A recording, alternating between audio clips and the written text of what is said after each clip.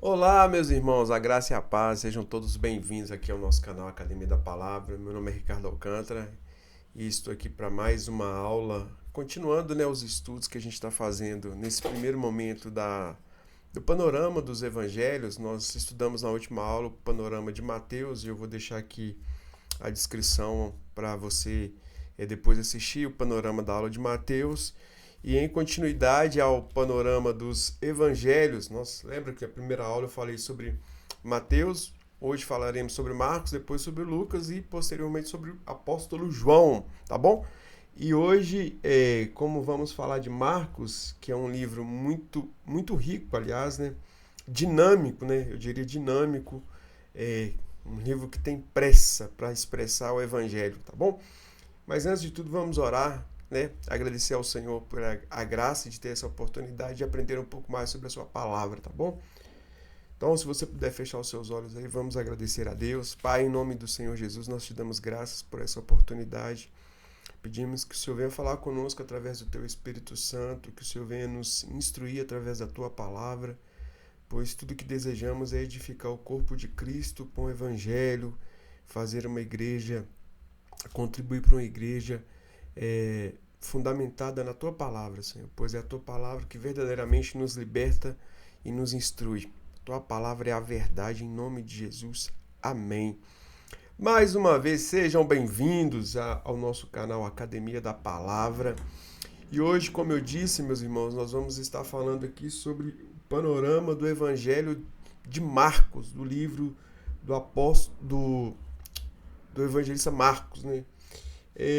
Pois bem, irmãos, como vocês sabem, Marcos não está no rol dos apóstolos de Jesus, né? Ele não é um dos 12, porém teve uma presença bem significativa ali em todo o período, né, dos acontecimentos. A gente vai ver o João Marcos, né, que sendo citado em vários momentos. A gente tem menção de Marcos no capítulo 12, lá do livro de Atos. Nós temos no capítulo 13, no capítulo 15, temos menções de João Marcos, né, que Marcos no capítulo 4 das cartas aos Colossenses, em Filemão, em 1 Pedro. Marcos foi um discípulo e um colaborador de Barnabé, de Paulo e também de Pedro, irmãos. Muitos acreditam que Marcos realmente foi um intérprete de Pedro, né?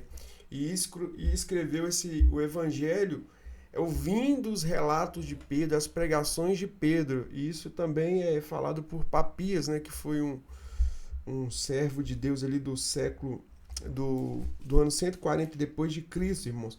Tem algumas características assim a respeito de João Marcos que a gente pode falar. Na casa da mãe dele, de João Marcos, ele houve a presença dos discípulos. A gente pode ver isso nos evangelhos.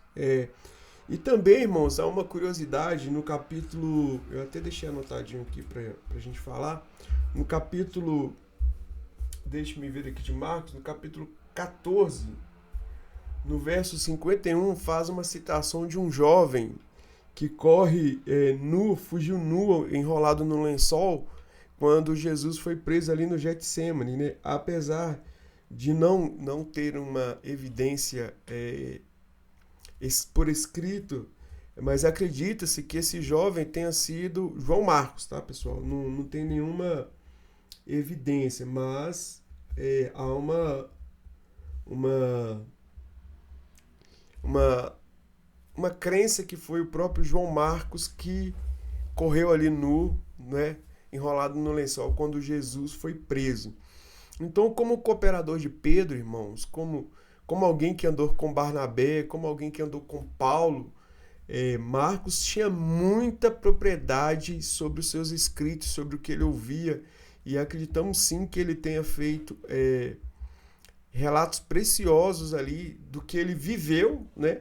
Não como apóstolo, mas também como um dos discípulos, um dos que andavam em meio àqueles que seguiam a Cristo, e também desses pais da fé, né? Desses pais da igreja aí do primeiro século, tá bom? Então, continuando aqui, irmãos, se Mateus apresenta Jesus como rei prometido, Marcos o revela como servo em ação, o Filho de Deus que veio para não para ser servido, mas para servir. Irmãos, é muito latente no livro de Marcos a questão do serviço, né? Jesus sendo um servo, sabe? Jesus sendo aquele que serve, não um rei que veio para ser servido, não um rei que veio para ser... porque a tendência, irmão, é que o rei seja servido, não é isso? A tendência é que o rei tenham todos ali do seu reinado ao seu dispor, ao seu serviço, né? E Jesus nos mostra uma característica diferente dos reis que eu e você conhecemos, né? Jesus se mostra um rei servo, aquele que veio fazer a vontade do Pai, alguém que veio servir a um propósito, né? Então a gente vê que o Evangelho de Marcos, irmãos, ele é escrito de forma mais curto e também dinâmico, né? Ele contém mais a ação de Jesus do que a própria narrativa. Você lembra que Mateus foi muito fundamentado sobre os discursos, porque o público de Mateus era um, o objetivo de Mateus era um, e aqui Marcos nós já vemos um evangelho mais em ação, um evangelho mais de produção, digamos assim, né? Então, com menos narrativo, mas uma coisa que nos chama a atenção é que o verbo no presente, pela expressão logo, ele é usado mais de 40 vezes, né? Então, indica uma ação, um evangelho assim, corrido, irmãos. É um livro dinâmico, rápido. A gente percebe na escrita que é um livro com uma certa velocidade de contar os acontecimentos, de contar os fatos. Não tem muito, digamos assim, não é muito floreado o evangelho, é mais direto. Então, o evangelho de Marcos nos parece nascer da necessidade urgente de apresentar Jesus Cristo aos gentios, de maneira vívida, enfatizando mais que ele fez do que ele disse. É o evangelho que Jesus está sempre em ação. Irmãos, eu fico pensando assim, se a gente observa o evangelho de Marcos, nos dá a impressão que os 3 anos de ministério de Jesus ali, Jesus quase não parou, quase não dormiu, quase não descansou, de tão veloz que a dinâmica do texto é dada por Marcos. A gente percebe que é um Jesus que está sempre fazendo, ele fez uma coisa que já vem outra, está sempre em movimento, né? E isso, irmãos, a gente faz todo sentido essa ideia quando a gente olha para o destinatário desse evangelho, né? A gente olha para o público, são cristãos gentios, especialmente os romanos. Então, assim, irmão, cada povo tem sua particularidade, cada povo tem a sua cultura, o seu modo de ser, o seu modo de viver. Os judeus gostam muito das genealogias, gostam muito, e Mateus emprega isso nas genealogias, né? Os judeus gostam muito de parábolas, de histórias. Os romanos já são outro perfil, são diretos, são objetivos, não tem tempo a perder. Então, assim, é bem propício a ideia do Evangelho de Marcos nessa velocidade de apresentar Jesus aos gentios dessa forma. Então, assim, tem um detalhe que também nos chama a atenção no texto, é que como o público de Marcos é diferente do público de Mateus, Marcos tem uma necessidade também de explicar termos judaicos, como a gente vê no capítulo 7, no verso 3 e 4, e traduzir expressões em aramaico, né? Na língua aramaica, que é uma língua própria ali da região de Israel, né? Então, assim, irmãos, a gente percebe que ele tem esse cuidado também com o seu público de ensiná-los acerca de costumes e terminologias que eles não estão habituados. Então, como é que o evangelho pode chegar plenamente se as pessoas não entendem do que está sendo dito? Por isso que eu tenho dito aqui que é sempre importante o ensino, as pessoas terem o conhecimento, né? Para justamente realmente entenderem o evangelho e não usar textos fora de contextos. E é o que a gente vê muitas vezes na igreja, são textos, citações descontextualizadas que acabam levando a entendimentos errôneos da palavra, tá bom? Marcos também enfatiza, irmãos, no poder e autoridade de Cristo, algo que ressoava na mentalidade romana. Queridos, isso é extremamente importante a gente entender. A linguagem de Roma era a linguagem da autoridade do poder. Era a linguagem que os romanos entendiam. O império funcionava nessa mentalidade. autoridade e poder. Olha, se as nações as quais eram conquistadas não recebessem a autoridade romana de boa vontade, não se submetessem à autoridade romana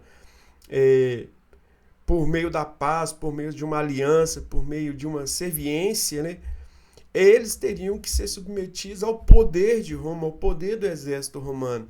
Então, essa linguagem utilizada por Marcos, que enfatiza a autoridade e o poder de Jesus, é totalmente compreensível na língua romana. O romano entendia muito bem isso, pois eles as praticavam no seu modo de vida.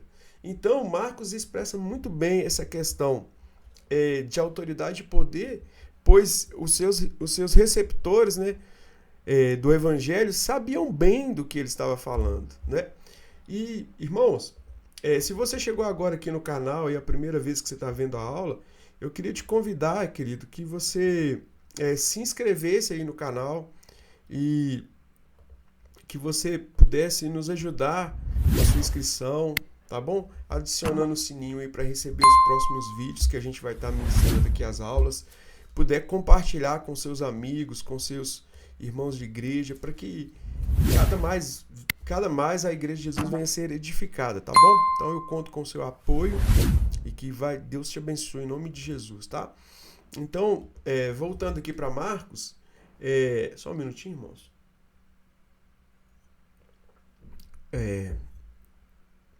Ele tinha essa ideia de enfatizar a autoridade e o poder de Jesus, né? Pois os seus receptores sabiam muito bem do que ele estava falando, tá? E aqui a gente tem a provável escrita da carta. Aqui, irmãos, como sempre no mundo antigo há um pouco de divergência de datas. As datas são aproximadas, né? Então, alguns defendem que o Evangelho de Marcos foi escrito entre a década de 60 e 70 depois de Cristo, né? Possivelmente em Roma e antes da destruição do templo lá de Jerusalém pelo Império Romano. Pois se fosse depois do ano 70, possivelmente teria alguma citação no Evangelho, mas não.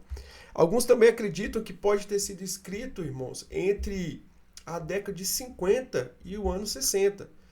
Porque dentro de um contexto havia uma perseguição de Nero contra cristãos e o governo de Nero coincide entre os anos de 54 a 68 depois de Cristo. Então, devido ao momento que ele se passava, há uma possibilidade, tá bom? Outro contexto também, o sofrimento e o custo do discipulado são temas recorrentes. Irmãos, fica muito claro que seguir a Jesus tem um preço, tá? Seguir a Cristo tem um custo.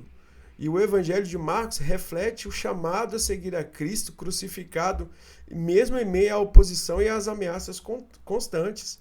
Jesus, por diversas vezes, fala que ele é aqueles, né, que seriam odiados por causa do nome dele. E esse ódio começou entre os próprios irmãos judeus e se desenvolveu ao longo do Império, não é? Então, assim, o Evangelho apresenta que tem um custo a seguir a Cristo, tem um preço a ser pago, né? A vida com Jesus, ela tem um preço. Jesus falou sobre carregar a própria cruz, Jesus falou sobre as perseguições, Jesus falou sobre todas essas coisas, né? Então, assim, o Evangelho de Marcos enfatiza muito isso, tá bom, irmãos?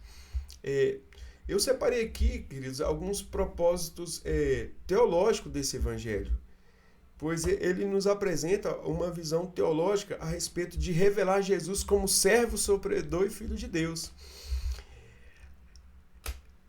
Para o judeu, era incompreensível que o seu Messias fosse um sofredor. Para o judeu, era difícil acreditar que o seu Salvador, né, aquele que redimiria Israel, fosse um sofredor, fosse um servo sofredor. Você lembra que na primeira aula a gente falou que Mateus apresenta Jesus como rei, sabe, da linhagem davídica. Então, Mateus dá uma outra visão a respeito de Jesus. Marcos já apresenta Jesus como um servo sofredor, o Filho de Deus, aquele que veio servir, veio padecer pela humanidade. Ele destaca assim, o ministério messiânico de Jesus. Jesus realiza milagres, mas ordena que o silêncio sobre a sua identidade. E isso é muito claro, irmãos, porque Jesus visa evitar mal-entendidos acerca de que tipo de Messias ele é. O fato de Jesus fazer um milagre e pedir para que as pessoas ficassem em silêncio, havia um propósito nisso. Ele não queria desvirtuar o seu propósito. Ele não queria que as pessoas o tomassem como Messias, a qual elas pensavam que viria. Não, esse Messias, o qual Deus deu à humanidade, é o Messias que veio salvar a humanidade do seu pecado, veio livrá-lo da condenação eterna. Os judeus queriam tomá-lo, aqueles que criam em Jesus como Messias, né, do jeito deles, queriam tomar para fazer um rei, para pelejar contra Roma, para devolver a soberania a Israel. E esse Jesus que Marcos está apresentando pede silêncio quando faz milagres. Fiquem quietos. Ele não quer confusão, ele não quer mal-entendido acerca de que Messias, de qual enviado de Deus ele é, né? Então a gente vê que no Evangelho de Marcos, a verdadeira identidade de Jesus é compreendida plenamente apenas na cruz. A glória do Filho de Deus se manifesta no sofrimento. Meus irmãos, isso é muito forte. A glória de Deus se manifesta no sofrimento. A gente tem no sofrimento de Jesus Cristo a nossa salvação. E olha só, queridos, veja que interessante, né? Como que a gente pode olhar para a dor, para o sofrimento e encontrar paz? Pois é isso que nós encontramos. Quando nós olhamos para o sofrimento de Cristo, quando nós olhamos para a cruz de Cristo, nós encontramos paz. Jesus já disse que ele daria não a paz que o mundo dá, né? Eu vos dou a minha paz, mas não a paz desse mundo. E a paz que o Jesus nos dá passou exatamente pelo seu sofrimento, pelo seu sacrifício. Então, veja bem, queridos, a ênfase no Evangelho de um Jesus que se entrega na cruz, que tem a sua glória manifesta no sofrimento, nos traz paz, nos traz salvação eterna. E é para nós de grande importância saber que para termos vida eterna, Jesus pagou um alto preço na cruz por mim e também por você e por todos aqueles que creem no Senhor e o aceitam como Salvador, tá bom? O Evangelho também nos conduz a uma confissão progressiva, né? O Evangelho aqui, Jesus vai sendo revelado gradativamente. Mateus a gente vê logo no começo, ele mostrando a linhagem messiânica de Jesus, mostrando a linhagem davídica, a linhagem de Abraão, mostrando que esse Jesus é mesmo o Filho de Deus, é mesmo o Messias, é mesmo o rei que viria da tribo de Davi. Ele está mostrando aqui no livro de Marcos, a revelação é progressiva. Os demônios sabem quem ele é, a gente vai ver no capítulo 1 de Marcos. Os discípulos demoram a compreender realmente, de fato, quem Jesus é, a gente vai ver lá no capítulo 8. E olha você ver, e um centurião romano finalmente declara: verdadeiramente este homem era o Filho de Deus. Ali na crucificação de Jesus, esse romano que acompanha, e eu acho uma das frases mais impactantes da Bíblia. A Bíblia é toda impactante, irmãos. A Bíblia é toda maravilhosa. Mas toda vez que eu deparo com esse texto, que eu leio, que eu medito sobre ele, que eu estou observando, eu acho de uma profundidade muito grande. Quando um oficial romano, ali vendo a crucificação, vendo todos os episódios que ali se desencadearam, julgamento injusto, a afronta, Jesus não abre a boca, como se cumprindo o que disse o profeta Isaías, como ovelha muda, ele foi levado ao matadouro. Ele não se defendeu diante de Pilatos. E com certeza esse centurião romano estava acompanhando todos esses fatos, esses acontecimentos, e chega ali na cruz, na sua crucificação, na crucificação de Jesus, ele vira e fala assim: verdadeiramente esse era o Filho de Deus. É algo tremendo, tremendo, tremendo, que mexe muito com o meu coração. Então, assim, é uma revelação profunda vindo de alguém que não era do seio judeu, de alguém que seria um gentílico, né? E isso só nos prova o quanto que o evangelho é poderoso para alcançar mentes e corações em qualquer tempo, em qualquer época, né? Aqui eu trouxe, queridos, para uma breve apresentação sobre a estrutura do evangelho de Marcos, né? Ele tem uma estrutura muito clara e concisa e construída em torno da pergunta: quem é Jesus? Né? Quem é Jesus? Marcos capítulo 8. Então, a começar do seu início do ministério lá na Galileia, a gente tem ênfase nos milagres, autoridade e compaixão de Jesus. A gente também tem Jesus cura, expulsa demônios e ensina com poder. O ritmo é rápido, logo, naquele termo grego que eu estava explicando, que demonstra dinamismo do reino de Deus, tá bom? Esse contexto todo aí está entre o capítulo 1 e o capítulo 8 ali de Marcos.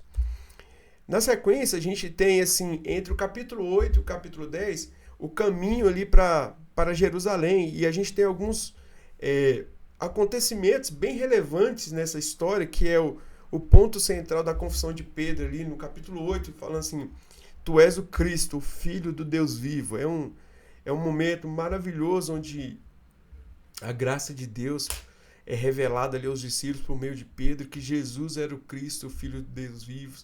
A partir daí, Jesus anuncia 3 vezes a sua morte e ressurreição. É um período muito difícil para todos eles, irmãos. Jesus está dizendo que ele vai para o Pai, que a sua morte está chegando, que o fim do seu ministério terreno está ali, está próximo, né? E ali a gente tem mais um discipulado e cruz. E a gente vai ver aqui também ainda Jesus falando: se alguém quer vir após mim, negue-se a si mesmo, tome a sua cruz e siga-me, perdão. A gente nota aqui que mais uma vez a ênfase no seguir a Jesus tem um preço de cruz, irmão, tem um preço a ser pago, tá? Então, assim, a salvação é de graça, mas ela nos custa tudo. Isso aí, que você guarde isso no seu coração. Ela é um dom gratuito de Deus que nós tomamos posse por meio da fé, mas ela nos custa tudo, tá? Custou tudo ao nosso Senhor, não seria menos para nós, amém? E aqui, irmãos, no terceiro e último ponto aqui desse momento da narrativa de Marcos, a gente vai ver do capítulo 11 ao capítulo 16 a paixão de Jesus, o seu sofrimento, a sua prisão, o seu julgamento, a sua morte e também a sua ressurreição. Dentro disso aqui, dentro desse clímax todo no final da narrativa, a gente vai ter a entrada triunfal, né? O confronto de Jesus com os líderes religiosos, a traição e julgamento, a crucificação é o clímax teológico desse momento onde ali é um cumprimento, né, das escrituras de Isaías 53, e ali acontece algo extraordinário, onde o véu é rasgado, né? O véu do templo, aquilo que separava o homem de Deus, Jesus rasgou o véu. E é literal, irmão, o véu se rasga de alto a baixo, pois aquele lugar somente o sacerdote entrava, agora não, agora eu e você podemos entrar na presença de Deus, podemos buscar a presença de Deus, e Deus, com sua infinita graça e misericórdia, nos recebe, tá bom? E a gente tem um final abrupto ali em Marcos capítulo 16, no verso 8.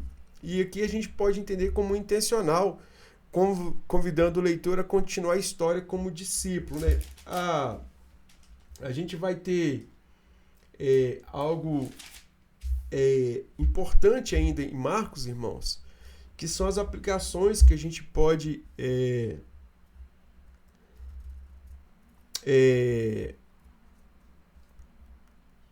colocar diante de nós, né?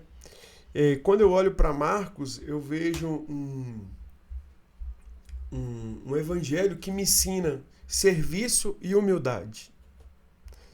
O verdadeiro discipulado se mede não pelo poder, mas pela disposição em servir.